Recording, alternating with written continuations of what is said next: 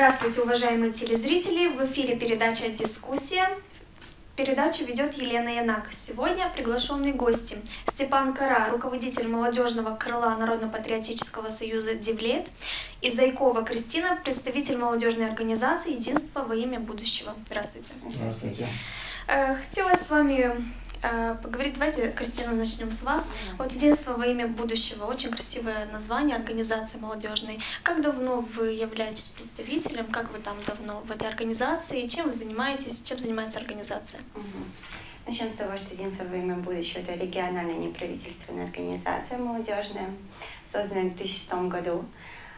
Уже на протяжении 12 лет мы, молодые активисты, наши ребята, создаем множество акций, конференций, семинаров, форумов, где обсуждаем проблемы молодежи, где проводим акции. Вот как-то так. Вот вы часто посещаете какие-то, куда-то едете вместе отдыхать. Вот видела даже недавно, вы куда-то ездили, да? Вот эти поездки.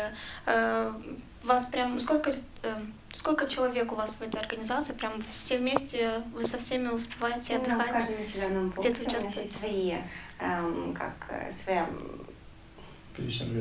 первичная организация. Вот Степан является председателем нашей молодежной организации. Точное количество я не могу сказать, нас очень много, мы сплочены все вместе.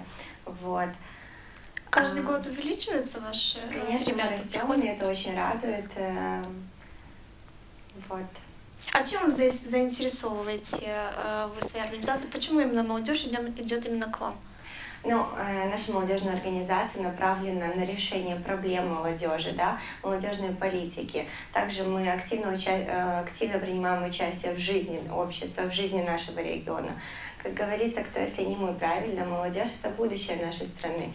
И мы стараемся все делать для того, чтобы наши права не были ущемлены, чтобы мы были всегда в центре событий, чтобы мы как-то могли повлиять, да, на будущее нашей автономии. Почему наша молодежная организация? Мы рады всех видеть. Наша молодежь очень сплоченная, единая. Мы креативные ребята. Я считаю, что у молодежи очень много. Почему молодежь, да? Молодежь — это у нас есть такие заложенные качества, как целеустремленность, активность. У нас всегда новые идеи. И я думаю, что взгляд молодежи всегда важен для правительства или же для нашей власти. Да, у нас молодежь очень такая здравомыслящая, талантливая, то есть много перспективных ребят.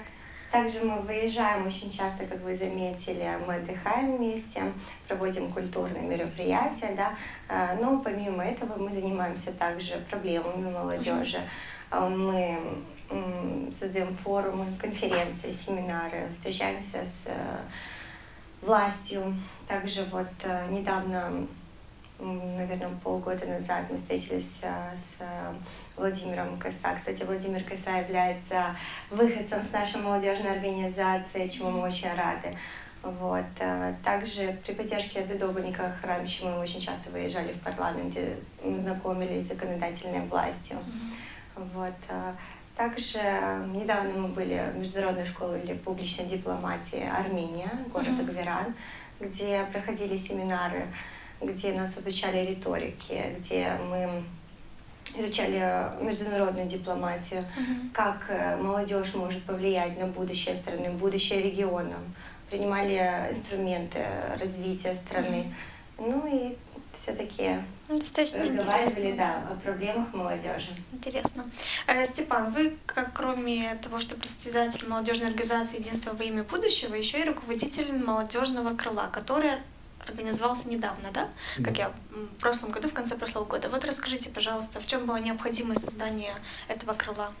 Недавно был создан Народно-патриотический союз «Девлет», который поставил для себя цель объединить всю Гагаузию, всех наших жителей под одну организацию, которая будет работать именно во благо нашей автономии, которая будет отстаивать наши полномочия, потому что мы видим, что в Гагаузии очень много проблем, связанных не только с молодежью, но хотелось бы остановиться именно вот на проблемах с молодежью, и почему молодежь решила принять в этом участие и стать наша молодежная организация «Единство будущего» является одним из учредителей данной организации.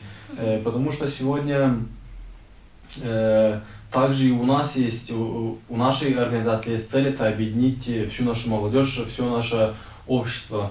Насколько это удается объединить? Из-за того, что, слава Богу, постепенно, когда с человеком беседуешь, ему объясняешь цели нашей организации, что она сделала, что она планирует сделать, люди это все понимают и с большой активностью не просто становятся участниками нашей организации, но они активно подключаются и вносят свой вклад в развитие организации, либо в решение той или иной проблемы, которая связана с нашими жителями, с нашим регионом.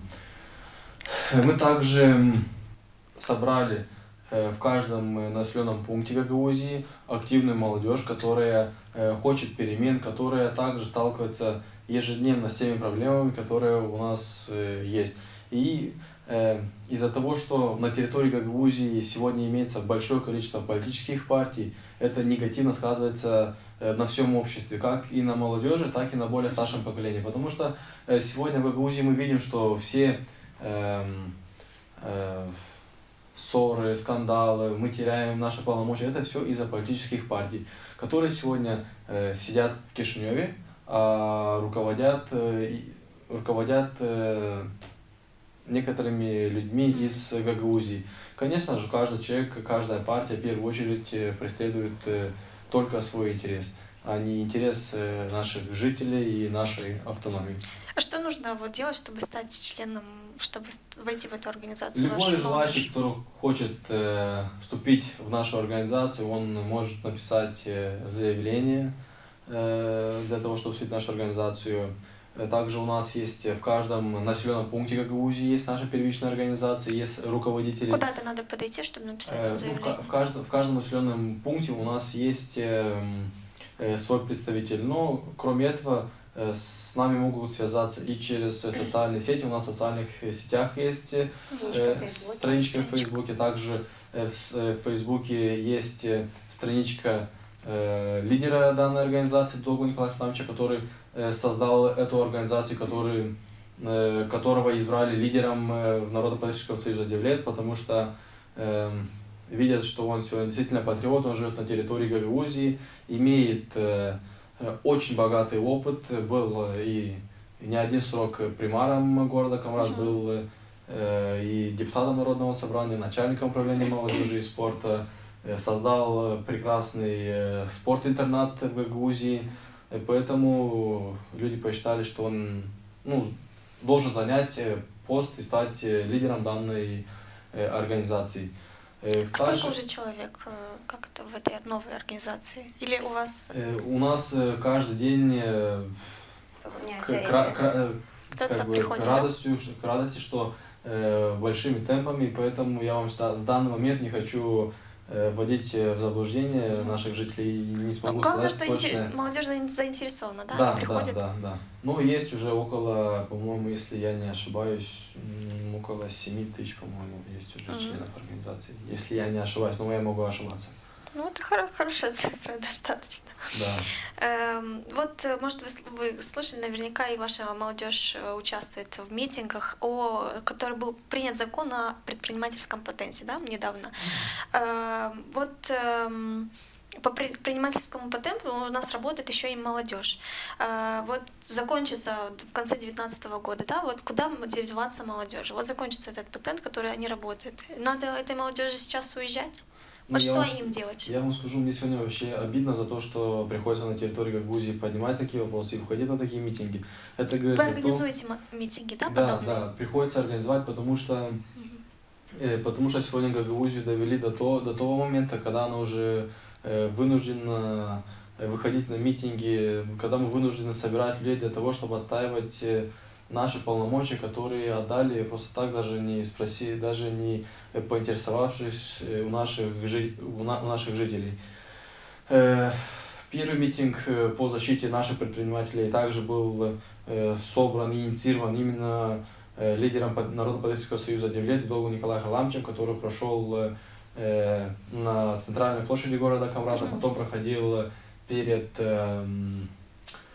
налоговой службой, также мы делали митинги перед госканцелярией, для того, чтобы Кишинев сегодня нас услышал, для того, чтобы Кишинев сегодня Есть вернул результат, да? наши полномочия. Да, результат сегодня есть благодаря большинству в Народном собрании. И также был принят закон, который пойдет на пользу нашим предпринимателям, молодым в том числе. Кристина, вот ваше мнение, большая ли это проблема у нас на территории Гагаузии? Что делать с молодым людям, если им не дают возможности работать? Ну, для начала хочу сказать, что да, мы боремся всегда, даже наша молодежная организация, мы выявляем проблемы молодежи, мы помогаем, чем можем. И это очень обидно и очень непонятно, когда наши полномочия урезают, как сказал Степан, не спросив у нас, не поставив нас в известность. Я думаю все-таки, что это не может радовать, что Народное собрание проголосовало большинство, и надеемся на то, что все-таки все будет хорошо и оставят за нами. Вот. Право управлять на территории Гагаузии, Да. потому что когда-то Гагаузия, в принципе, для того и создавалась, чтобы мы защищали интересы наших жителей. Когда-то наши патриоты, наше старшее поколение, которых я лично очень сильно уважаю, и наши люди уважают за то, что они смогли создать Гагаузию. У нас была республика, потом у нас осталась автономия, но они ту работу основную проделали, но, к сожалению, мы не сохранили. Дальше, да. Да. Степан, вот вы часто говорите, что нужно создавать условия для молодежи, для того, чтобы молодежь не уезжала, оставалась. Какие условия нужны? Что в первую нужно? очередь, конечно, для любого человека это, наверное, это работа, рабочее место. Даже студент, закончив университет, либо педколледж, он должен знать, что он, закончив свое то или иное учебное заведение, он будет нужен Гагаузии, своему городу, своему селу, что он сможет себе найти работу. В первую очередь надо создать условия для того, чтобы рабочие места. А условия это подразумевается, что давали поддержку нашим молодым предпринимателям, которые в свою очередь потом в дальнейшем будут открывать работу для тех же наших юристов, экономистов, агрономов и так далее. У нас сегодня есть автономия, у нас сегодня есть свой парламент, у нас сегодня есть свой башкан, у нас сегодня есть свой представитель Народного собрания. У нас сегодня есть все рычаги и все инструменты для того, чтобы мы создавали законы, которые пойдут в пользу для нашей молодежи, для того, чтобы мы их освобождали от налогов, чтобы мы выплачивали гранты, но чтобы эти гранты не выплачивались по политической принадлежности, либо по тому, человек в какой команде находится. У нас был такой опыт и в прошлом году, и до этого, когда из 10 грантов 8 грантов выдавались по знакомству, а 2 выдавались для того, чтобы замазать Не глаза. было Да. замечаний каких-то. Чтобы не было замечаний, да. Это вот это и есть своя проблема, которую надо решать и которые надо... Да, проблемы есть. Кристина, вот что нужно для вас, для того, чтобы вы не уехали? Какие условия вам нужны, чтобы вы куда-то за границу не уехали работать? Степан сказал глобально, да, он сказал о рабочих местах. Я скажу, как со стороны студентов. Я являюсь студентом Камрадского государственного университета. Ну, скажу для начала того, что инструмент для того, чтобы прекратился отток молодежи, это, например, те же форумы, круглые столы, те же гранты, те же спартакиады, форумы, все стипендии, все для того, чтобы молодежь была заинтересована и оставалась тут. То есть, чтобы мы как-то общались, чтобы мы конструктивно выводили как бы власть на разговор, да, и чтобы нас поддерживали. Ну вот стипендии же есть, говорят, что глава автономии дает стипендии вот в университет, куда-то там гагаузским студентам, которые учатся за границей. Ну, кстати, значит, не помогает, да? Недостаточно. Нет, скажу, кстати, что наш Камрадский государственный университет, ректором которого является Захарий Сергей Константинович, в нашем университете очень-очень сильно действует стипендия. Это стипендия фонда Виктории под руководством Дудоглу Татьяны Дмитриевны. Вот. Это наша стипендия, получается, университета. Это стипендия Башкана в Гагаузии. Это стипендия, также, как вы правильно подметили, это национальной культуре, кто изучает гагаузский язык, также ребят поддерживают. И также единая стипендия в размере 10 тысяч лей, это выплачивает меценат Одессы, если не ошибаюсь. Вот. Я считаю... Юрий Демченко. Да, Юрий Демченко. Выпускник университета нашего. Да. Ну, я имею в виду чуть другого формата, да, стипендии. Это такие большего масштаба, так скажем, и какие-то спартакиады, да, чтобы мы обменивались опытом с другими странами, например, Евразийского союза. Также круглые столы, форумы, да, чтобы нас обучали тому же гранту, написанию гранта. Также, чтобы мы были всегда осведомлены о новых законах. Например, я не думаю, что наша молодежь знает. Например, сейчас вышел новый закон о молодежи, да, о молодежных Что грантах. за закон? Это на 2019 год в размере там 200 тысяч лей, 300 тысяч лей и 100 тысяч лей. Там достаточно много мест. Это европейский грант, да? Нет, это молдавский грант. Молдавский. Это при поддержке Министерства образования, культуры и исследования для поддержки студентов. Я думаю, что да, есть очень много программ интересных, но, к сожалению, наша молодежь, она не осведомлена, нет такого, например, да, ресурса, где мы могли бы узнавать о новых законах, где мы могли бы писать эти, да, проекты, где мы могли обустраивать себя. Вот. Вот стипендия это хорошо, а как насчет зарплаты? Вот очень многие студенты, которые заканчивают обучение и хотят вернуться в Гагаузию работать, но проблема в том, что сложно трудоустроиться, и наверняка есть такая проблема, да? Вот сталкиваетесь вы с такой проблемой, почему это происходит? Что нужно, как нужно властям привлечь молодежь к нам на родину, чтобы они работали у нас, в Гагаузии?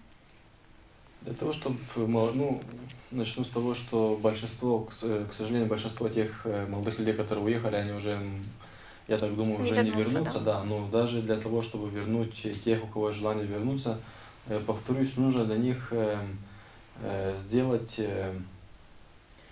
так, чтобы они переехав сюда, чтобы они могли обеспечить свою семью, чтобы они могли позволить себе купить жилье, чтобы они могли позволить себе купить транспорт, как это в любом нормальном развивающемся государстве. Человек не может сегодня приехать сюда, получать 5000 лей, на эти деньги содержать себя, содержать жилье, содержать детей, жену и так далее. Нам надо, повторюсь, создать законы, когда молодые люди сами смогут открывать небольшие предприятия, и где смогут платить меньше налогов и выше зарплату нашим жителям. Чтобы, то есть давалась возможность меньше налогов платить? Да, меньше налогов. Таким образом? Конечно, и наша власть должна искать и рынки сбыта для нашей продукции. Не так, чтобы как в этом году было, чтобы слива, яблоки и другие наши фрукты портились в садах. И, конечно, и сама молодежь должна быть более активной, более инициативной. Мы не должны сегодня обращать внимание, повторюсь, на политику. Первая цель нашей организации, даже и единство во имя будущего нашей молодежи организации, и Народно-патриотического союза для того, чтобы все желающие, все наши жители, вне зависимости от того, кто где находится, в какой политической партии, с каким политическим взглядом, мы все должны объединиться под одной организацией, под одним флагом, который будет стараться только во благо нашей автономии. Когда все наши люди станут едины, тогда они действительно начнут более открыто общаться с собой, с друг другом, раскрывать те имеющиеся проблемы, которые сегодня есть. Потому что сегодня, как получается у нас, сторонники власти, они умалчивают о тех проблемах, которые есть, тем самым тормозя решение данной проблемы. А мы должны не стесняться и говорить о тех проблемах, которые у нас сегодня есть, которые сегодня нас волнуют. У нас сегодня в селах практически вообще не осталось молодежи, потому что людей нету, мы часто ездим по селам, и когда заезжаешь в эти села, уже прямо страшно заезжать в это село, потому что понимаешь, что через, ну хорошо, пока эти старики, там, пенсионеры есть, но там нету молодежи, там нету даже маленьких детей в этих селах нет. Там это ужас, что там В творится. садиках, в школах, там, если 200 сколько, я знаю, очень Появляется, мало человек. я жил в районе Заялпуджа, учился в 7 школе. До 9 класса я учился в 7 школе. Я когда учился в школе, у нас школа большая, она была забита. Нас даже с младших классов не пускали на 3-й этаж, потому что там было очень много старшеклассников, чтобы они нас не затоптали. Когда я заканчивал 9 класс уже, мы выходили на перемены, нам не было с кем поговорить. Идет массовый отток молодежи, власти автономии на это стараются закрывать глаза, но это очень большая проблема, с которой надо бороться и которую надо в срочном порядке решать. Иначе я так думаю, что если еще пару лет такой политики, то, наверное, уже и Гагаузия не останется. Гагаузия превратится в культурный центр, как Тараклия. Эти проблемы надо поднимать, решать их и не стесняться о них говорить. Кристина, вот ваше мнение, вы сталкивались вот с такой проблемой, что не можете трудоустроиться или вот не хотят как-то помогать власти? Но опять же я скажу со стороны студента. Вот.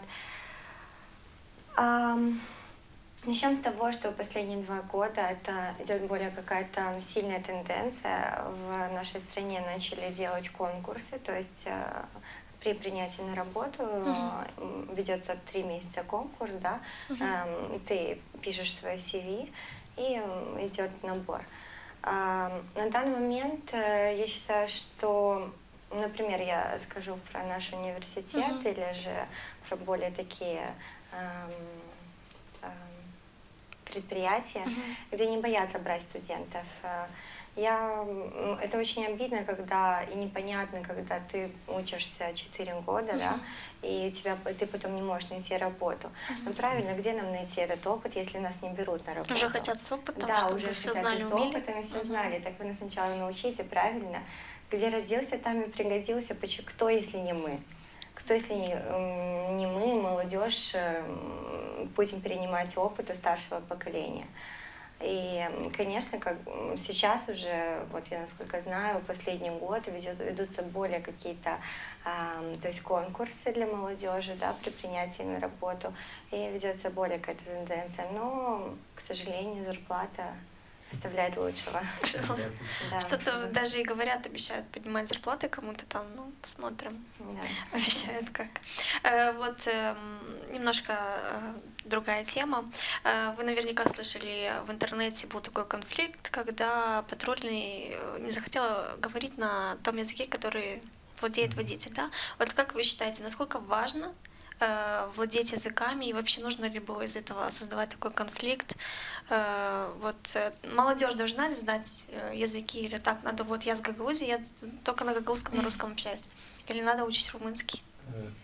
Что касается именно данной ситуации, то там данную ситуацию показывают нам с 2 ракурсов, поэтому я не был там и не могу сказать, кто из них прав, кто виноват. Но если рассмотрим обе ситуации. Если, допустим, человек действительно просит полицейского говорить с ним на русском языке из-за того, что так получилось, что мы жители Гагаузии, мы не знаем государственного языка, молдавского языка, и поэтому мы разговариваем между собой на гагаузском и на русском языках. Конечно, это неправильно было бы, если по нашей просьбе с нами не говорят на русском языке, а принципиально говорят на молдавском, хотя зная русский язык. Это опять же одно вытекает из другого, потому что Гагаузия потеряла былую силу, былую мощь, когда с гагаузами все считали, все нас и сейчас уважают, но еще больше уважали. Вот из-за этого происходят такие... То есть меняется отношение, меняется к нам отношение, потому что сегодня гагаузы потеряли власть в Гагаузии. Сегодня нами управляет кто-то из Кишинева, это правильно, это неправильно. А почему так произошло? Потому что сегодня власть Гагаузии позволяет, чтобы с нами к нам так относились и с нами так обращались. Ну а если человек нарушил закон и он пытается увильнуть от этого тем, что якобы с ним не захотели говорить на русском языке, то я считаю, что это неправильно. Если он нарушил, человек должен найти выход с этой ситуации и, конечно, уплатить тот штраф, который ему предъявлен. Кристина, ваше мнение, а то столько всего об этом говорится, обсуждается. Ну, у меня, наверное, будет радикальное мнение. Вы знаете, как-то мой преподаватель, прокурор бывший, мой, получается, работал на Гагаузии, он сказал так: гагаузы — это очень сильный народ. Ну, очень жаль, что не знают государственный язык. А откуда им знать, если негде? Так вот, я считаю, что каждый молодой человек, почему я это подмечаю, потому что я делаю скидку даже своим родителям, да, что из каких-то определенных обстоятельств они не знают государственный язык. Но каждый молодой человек обязан знать государственный язык. Как это так? Мы учимся в школе. Насколько я знаю, я закончила 4 года назад лицей, мы изучали молдавский язык каждый день. И я считаю, что в нашем ГУЗе сильный преподаватель государственного языка. И во всяком случае элементарно объясниться и понять, что от нас хотят, мы обязаны. Мы живем в этой республике, мы являемся частью Республики Молдова, мы автономно территориальное образование, входим в состав Республики Молдова. И мы, как каждый уважающий себя гражданин, мы обязаны хотя бы элементарно понимать. Вот. Насчет этой ситуации, как сказал Степан правильно, это мы знаем ситуацию с 2 ракурсов, но я считаю, что молодой человек с Вулканеж, да, он решил спекулировать на языке, да, и как-то увильнуть от обстоятельств, и уклонился от закона, но когда, с другой стороны, молодой человек, вот патрульный, он ломано, но он объяснился, да, на русском языке. У меня была такая ситуация в Армении. Мы, получается, общались с ребятами из севера Молдавии. Я неплохо знаю государственный язык, но имею некоторые ошибки в грамматических словах. Так вот, за весь разговор, сколько мы с ними разговаривали, они мне ни разу не сделали замечания.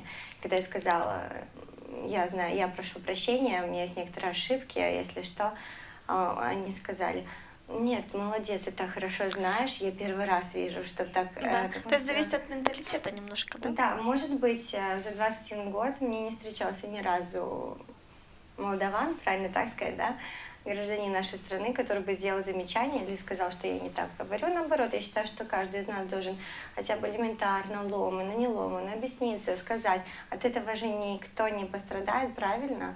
Это наоборот, это является уважение к твоему Человеку, с которым ты собеседнику. общаешься. Правильно?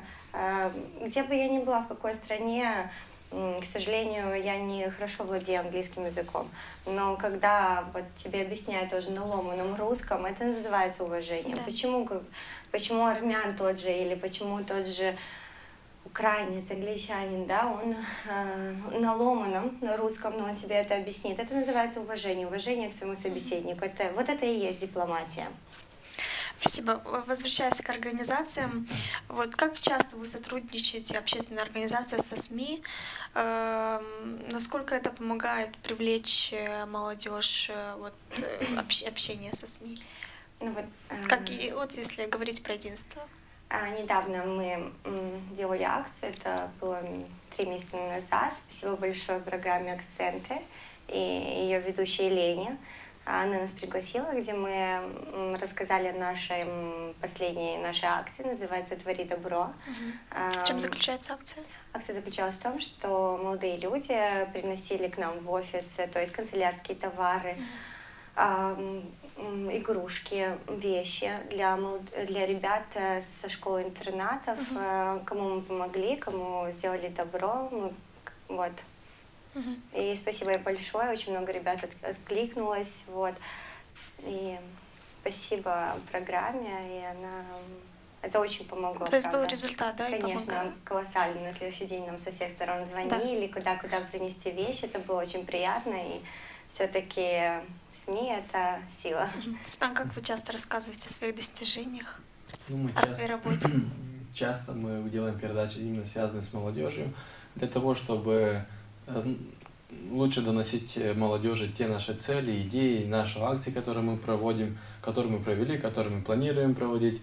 Делаем небольшие отчеты о проделанной работе, потому что наша организация «Единство во имя будущего», молодежное крыло, 9 лет. Проводим часто акции, которые идут на развитие нашей молодежи, на поддержку пенсионеров, инвалидов, нуждающихся. Этим людям надо помогать, этих людей надо поддерживать, потому что их родственники, знакомые, близкие сегодня находятся кто за границей, кто где-то вдали от них, не рядом с ними.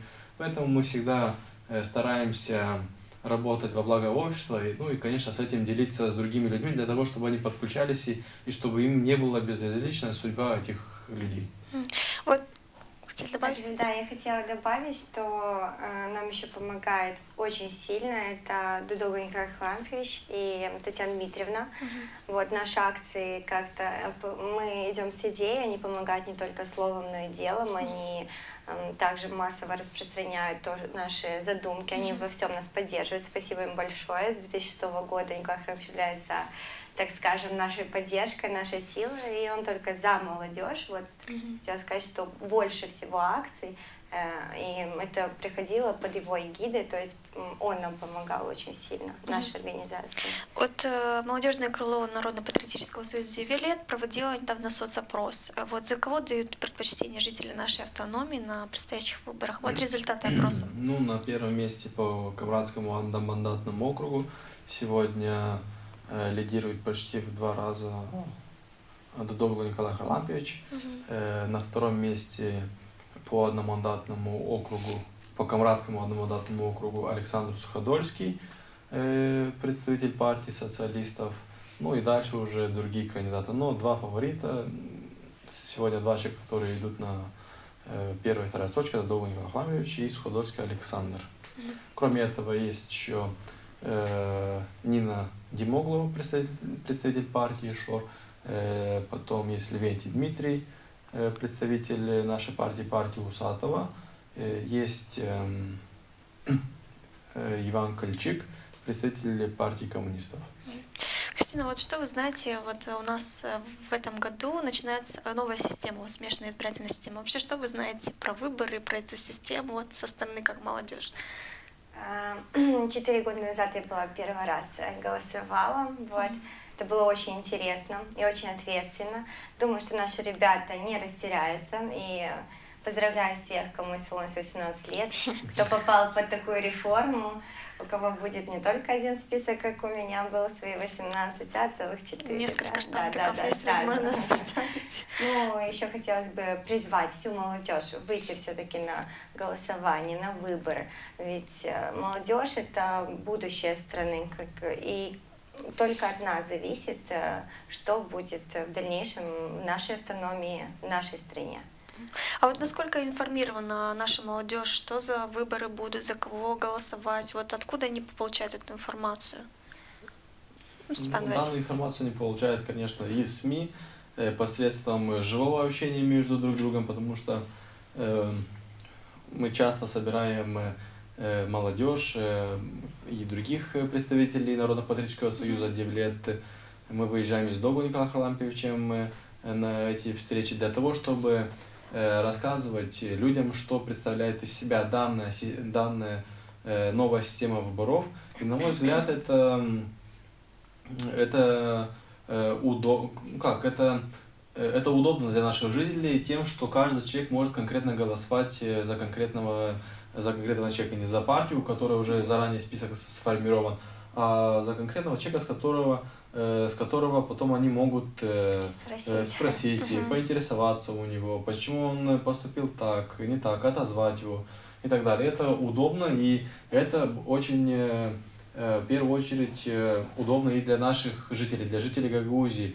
У нас впервые есть возможность выбрать наших независимых кандидатов. На сегодняшний день по Камрадскому округу есть только 2 независимых кандидата. Это Дудова Николай Харлампиевич и Константинов Дмитрий Георгиевич. Я, насколько знаю, он тоже будет баллотироваться на этих выборах. Все другие кандидаты, Александр Суходольский, Нина Димоглова, эти все люди идут при поддержке партии, под знаком той или иной политической партии. Ну, я считаю, что нашим жителям глупо будет поддерживать тех людей, которые идут вместе с партией, потому что мы же понимаем, что человек, который идет при поддержке партии, он должен выполнять те указания, которые будет ему говорить партия. А сегодня все они зарегистрированы в Кишиневе, и все руководители этих партий находятся в Кишиневе. И они всегда в первую очередь будут преследовать свои личные интересы, а не интересы нашей автономии. Но даже если рассмотреть каждого кандидата по отдельности, там явно видно, что, допустим, даже, давайте сравним двух кандидатов, которые расположились на первом и втором месте. Это Дудогу Николай Харлампиевич и Александр Суходольский. Это два наших гагауза. Оба, Александр Суходольский, он и находится 19-м по партии, по спискам, по партийным спискам в парламент, и также он идет независимым по Камрадскому одномандатному округу. Камрадский округ, если правильно проголосует на данных выборах, может получить 2 депутата. Александр Суходольский сегодня можно сказать, что он уже будет депутат, так как по подсчетам, по социологическим опросам, партия социалистов, она набирает сегодня около 40% по стране. Это говорит о том, что 20 депутатов по спискам проходят в парламент страны. 19-й Александр, да, и еще 20-й проходит. Наши жители будут иметь 2 бюллетеня, и они будут голосовать за партии, за одномандатных отдельно. Если они, получается, голосуют за Суходольского как за независимого, получается, он уходит, наш гагауз уходит из партии социалистов, из списков, и 19-м приходит, там, может быть, какой-то Мунгурян, Лонгу из Кишинева, Бельц, Полешты и так далее. Получается, если мы голосуем за независимого социалиста, мы голосуем против Гагаузии, против того, чтобы наш человек был в списках партий. Поэтому очень важно, чтобы наши жители, когда голосуют по одномандатному округу за независимого, голосовали, чтобы именно за независимого человека, который идет не по партийным спискам. Тогда у нас будет возможность иметь 2 депутата. Если наши жители за независимых, допустим, как один из вариантов, будут голосовать за Дудогу Николая Харлампиевича как независимым, получается, у нас будет 1 депутат ООН, и 2-й депутат парламента у нас будет Александр Суходольский. Мы имеем 2 депутата из Камрата в парламенте республики страны. Это будет очень большая поддержка для нашего города, так как это оба человека, это наши жители, которые внесли свой вклад в развитие нашего города. Мы знаем, что Дудогу Николай Харлампиевич был, повторюсь, был и мэром много лет нашего города, был и депутатом Народного собрания, и начальником управления. Александр Суходольский тоже был советником муниципальным, сейчас является депутатом Народного собрания. Поэтому очень важно, чтобы за независимого наши жители голосовали именно за независимого кандидата, за Дудогу Николая Харлампиевича, так как он сегодня идет без поддержки партии, он сегодня идет независимый. И сегодня ему не будет какой-то политический лидер какой-то политической партии указывать ему, как надо правильно делать. А в других случаях они вынуждены будут выполнять те задания, которые перед ними ставит их политформирование. Это мы все знаем. Любой человек, даже когда работает на работе, он что выполняет? То, что ему говорит его руководство, его начальство. Без разницы, ему это нравится, ему не нравится, но он это должен выполнять. Так будет и здесь. Поэтому очень важно, чтобы наши жители в данном случае поступили правильно и мудро, и чтобы наши жители имели сегодня 2 депутатов парламента по Камрадскому одномандатному округу. То есть независимые депутаты, больше возможность у них помочь. Конечно, так мы будем иметь 1 депутата, так мы будем иметь 2 депутатов. Если по партиям будем голосовать, за независимого, кто не имеет беспартийный, и за партию. То есть больше нашей возможности, что у нас больше будет кандидатов в парламенте. Кристина, какими качествами должен обладать настоящий патриот, как вы считаете? Что такое патриот? Патриот — это человек, который любит свою страну безвозмездно, да? Я считаю, что патриот Гагаузии — это такой человек, который должен быть, во всяком случае, честным, любящим свою страну, болеющим за нее, болеющим за свою автономию. Степан, для вас настоящий патриот, каким качеством должен владеть? Это тот человек, который приносит пользу каждым днем для своего города, для своего села, для своей улицы, для своих соседей, знакомых и так далее. Это человек-патриот, который живет среди нашего народа, который ходит в наши магазины, учится, чьи дети учатся в наших школах, те, кто учатся в наших университетах, работают здесь, ходят в наши больницы. и так далее. Вот этот человек-патриот, когда он всегда находится здесь и приносит пользу своему региону и так далее. Остановлюсь и на том, как, вы этот вопрос не задали, но я как бы раскрою, как сделать патриотами наше молодое поколение. И как же? В любом государстве, вот как возрождается патриотизм? Любой человек, любая нация, она что-нибудь ценит и этим гордится. У кого-то, допустим, у немцев это, образно говоря, хорошие автомобили. В Китае это хорошая дешевая продукция. Ну, в каждой стране свое. В Молдове хорошее вино, в Гагаузии хорошие фрукты и так далее. Вот мы должны создавать у нас то, чем наши жители будут гордиться. Это тоже нашими винами, нашими фруктами, нашими спортсменами, нашими талантливыми музыкантами, певцами. Вот это и рождает патриотизм в наших жителей. А для того, чтобы это все было, повторюсь, что нужна поддержка нашему населению. Наше население сегодня немножко оно подавлено, и оно сегодня не имеет уже веры, и у них нет уже того азарта, который был раньше, когда вот создавалась наша гагаузская Хорошо, команда. веры нету, может, у старшего такого поколения, которое уже, не знаю, устали от этих выборов. А вот молодежь. Есть статистика, что молодежь очень редко принимает участие вот в голосованиях, в выборах. Почему? Потому что они не патриоты?